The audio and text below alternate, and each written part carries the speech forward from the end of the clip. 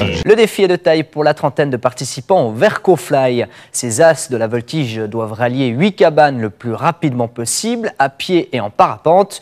Pour cela, ils disposent de 4 jours maximum.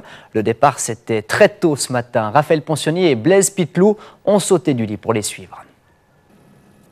200 km à parcourir sur 10 de dénivelé, voici le défi que relèvent ces sportifs au départ de Vercorin à travers les Alpes valaisannes. Marcher pendant 3 heures en sachant qu'à la fin on va décoller et puis planer pendant 1 heure ou 2, c'est génial.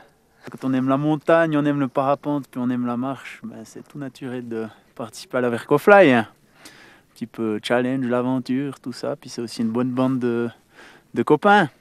Puis 5 heures ce matin qu'on marche, ça fait du bien d'arriver. Pour décoller, de faire un bec à la gardienne, rapporter des points, puis continuer la course. Passage obligé pour remporter le défi, s'arrêter dans 8 cabanes choisies par les organisateurs.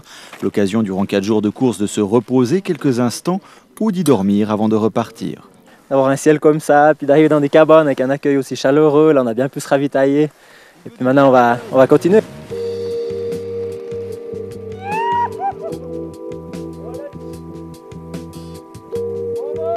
Le tracé du parcours n'est pas imposé, c'est aux participants de trouver le meilleur chemin entre les points de passage et les places de décollage, attendre les meilleures conditions météo pour leur permettre de parcourir en vol la plus grande distance possible. Il n'y a pas de vent là, pas de vent, pas de thermique, juste ce qu'il faut pour traverser la vallée. Et puis maintenant il faut remonter de l'autre côté. On y va! Les participants sont majoritairement suisses, mais quelques étrangers sont venus relever le défi. Bien quand on est là, hein. Je découvre les paysages et c'est à couper le souffle, quoi. Une course entre pros de la voltige, un cercle d'amis où la confiance et la camaraderie sont omniprésentes, même pour déterminer le vainqueur. On a une petite feuille qu'on remplit à la main et puis si vraiment on a des doutes, on a le GPS qu'on peut contrôler avec le GPS. Donc s'il y a des doutes, on contrôle le GPS, puis sinon on y va à la confiance. Si vous croisez des fous volants ou des marcheurs avec d'énormes sacs sur le dos ce week-end dans les Alpes valaisannes, ne vous étonnez pas, ils relèvent certainement le défi du Vercofly.